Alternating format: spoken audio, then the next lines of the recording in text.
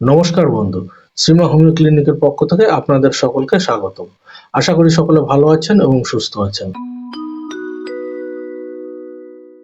আজকে যে নতুন বিষয় নিয়ে আপনাদের সঙ্গে বিস্তারিত আলোচনা করব, বিষয়টি হলো জরায়ু টিউমার বা ইউটেরিন ফাইব্রয়েডের কারণ, লক্ষণ এবং হোমিওপ্যাথি চিকিৎসা সম্পর্কে। কাজেই বিষয়টিকে ভালোভাবে জানতে হলে পুরো ভিডিওটি আপনাকে মনোযোগ সহকারে দেখতে হবে। এইরকম নতুন নতুন ভিডিও পেতে হলে যারা এখনো আমার এই চ্যানেলটিকে সাবস্ক্রাইব করেননি, তারা অবশ্যই চ্যানেলটিকে সাবস্ক্রাইব করবেন, একটি লাইক দেবেন এবং বন্ধুদের কাছে শেয়ার করবেন। আগামীতে কোন কোন রোগের ভিডিও দেখতে চান তা কমেন্ট বক্সে লিখে জানাবেন। যারা ইতিমধ্যে আমার চ্যানেলটিকে সাবস্ক্রাইব করেছেন তাদেরকে জানাই ধন্যবাদ। নারীদের প্রজনন অক্ষম বয়সে জরায়ুতে সবচেয়ে বেশি যে টিউমার হতে দেখা যায় তা হলো ফাইব্রয়েড বা মায়োমাস। জরায়ুর পেশির অতিরিক্ত ও অস্বাভাবিক বৃদ্ধির ফলে এই টিউমার সৃষ্টি হয়। সাধারণত এই টিউমার তিন ধরনের হয়ে থাকে। টিউমারগুলো হলো সাবমিউকোসাল, সাবসেরোসাল এবং ইন্ট্রামুরাল। এর মধ্যে সবচেয়ে ক্ষতিকর এবং জটিল টিউমার হলো সাবমিউকোসাল। বিবাহের আগে অথবা গর্ভধারণের আগে যদি এই টিউমারটি ধরা পড়ে তাহলে যত দ্রুত সম্ভব চিকিৎসকের পরামর্শ নেওয়া উচিত। নারীর শরীরের জরায়ু অতি মসৃণ কোষ দিয়ে তৈরি, আর সেই মসৃণ কোষের অতিবৃদ্ধির কারণে টিউমার সৃষ্টি হয়ে থাকে। নারীর ডিম্বাশয়ে তৈরি হওয়া সংবেদনশীল হরমোন ইস্ট্রোজেনের কারণে টিউমার বা ফাইব্রয়েড হয়ে থাকে। শরীরে এই ইস্ট্রোজেনের মাত্রার উপর নির্ভর করে টিউমারের আকার নির্ভর করে।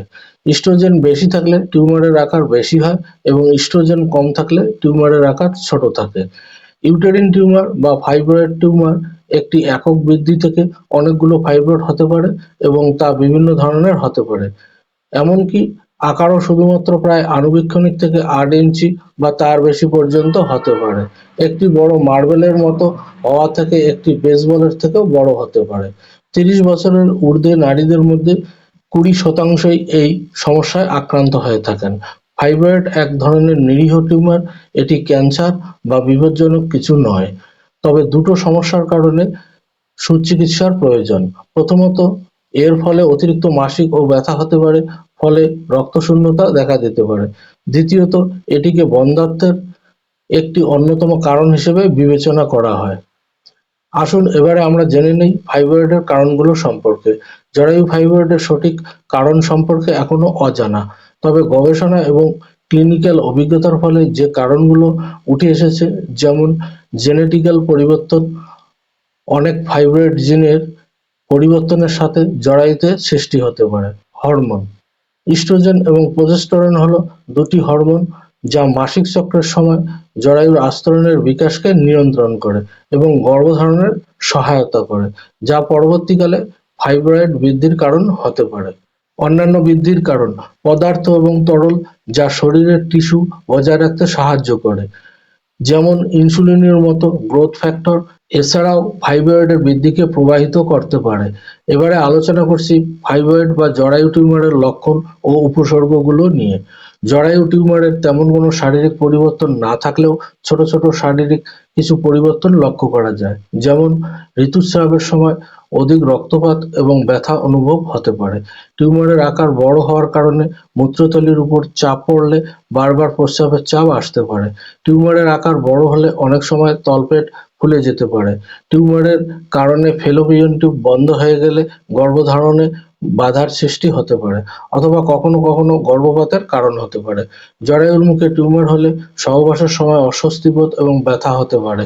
এছাড়া এই টিউমারের তেমন কোনো লক্ষণ না থাকার কারণে অন্য কোনো সমস্যার কারণে আল্ট্রাসাউন্ড করলে জরায়ু টিউমার ধরা পড়ে। এবারে আসছি জরায়ু টিউমারের চিকিৎসা সম্পর্কে।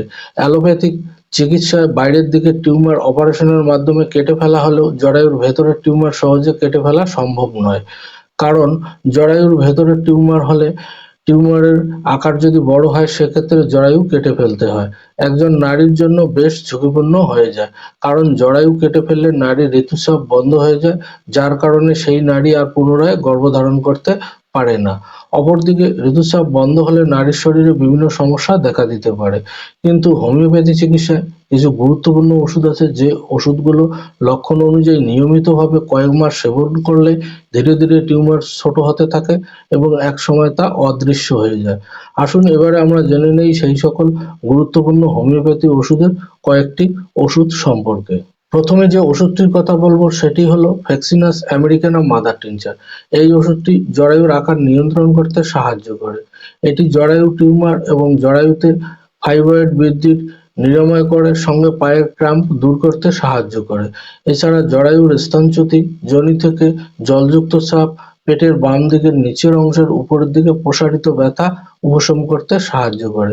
এই ওষুধটির 20 ফোঁটা করে আধ কাপ জলসহ দিনে 3 বার সেবন করতে হবে। পরের ওষুধটি হলো থ্যালাসপি বার্সা পাস্তুরিস মাদার টিনচার। এই ওষুধটি জরায়ু টিউমারের আরেকটি গুরুত্বপূর্ণ হোমিওপ্যাথি ওষুধ। মহিলাদের মাসিক খুব ঘন ঘন এবং অল্প ব্যবধানে হয়, ভারী রক্তপাত, মাসিকের সময় জরায়ু ও পিঠে ক্র্যাম্পিং ব্যথা এইসব লক্ষণ থাকলে এই ওষুধটি বিশেষ উপকারী। এই ওষুধটির 20 ফোঁটা করে আধ কাপ জলসহ দিনে 3 বার সেবন করতে হবে। পরবর্তী ওষুধটি হলো থুজা 200। ইউটেরিন টিউমার বা জরায়ু টিউমারের কারণে মূত্রথলিতে চাপ, বারবার মূত্রত্যাগের পরেও মূত্রথলি খালি হয় না, অনিয়মিত ও স্বল্প মাসিক, বাম ওভারি অঞ্চলে ব্যথা ইত্যাদি লক্ষণ সহ ফাইব্রয়েডের চিকিৎসায় এই ওষুধটি ভালো কাজ দিয়ে থাকে। এই ওষুধের 2 ফোঁটা করে দিনে 2 বার সরাসরি জিভে দিয়ে খেতে হবে। এরপরের ওষুধটি হলো ফসফরাস 200। যখন জরায়ু ফাইব্রয়েডের সাথে প্রচুর এবং দীর্ঘস্থায়ী রক্তপাত হয়, তখন সেরা হোমিওপ্যাথিক ওষুধগুলোর মধ্যে ফসফরাস হলো অন্যতম একটি ওষুধ।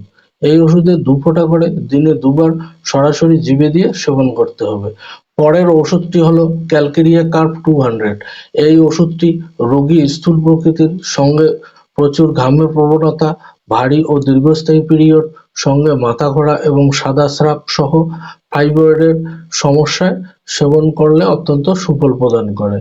এই ওষুধটির 2 ফোঁটা করে দিনে 2 বার সরাসরি জিভে দিয়ে সেবন করতে হবে। এরপরের ওষুধটি হলো বেলেডোনা 200। এই ওষুধটি বেদনাদায়ক অত্যাধিক মাসিক, জরায়ুতে খিল ধরা ব্যথা এবং উজ্জ্বল লাল রক্তপাত সহ ফাইব্রয়েডের চিকিৎসায় বিশেষ উপকার করে। এই ওষুধটিরও 2 ফোঁটা করে দিনে 2 বার সরাসরি জিভে দিয়ে খেতে হবে। পরবর্তী ওষুধটি হলো ক্যালকেরিয়া ফ্লুর 200। এই ওষুধটি বড় এবং শক্ত ফাইব্রয়েড এর ক্ষেত্রে দারুণ কাজ দিয়ে থাকে। একাধিক ফাইব্রয়েডের চিকিৎসার জন্য ক্যালকেরিয়া ফ্লুর হলো সেরা হোমিওপ্যাথিক ওষুধ।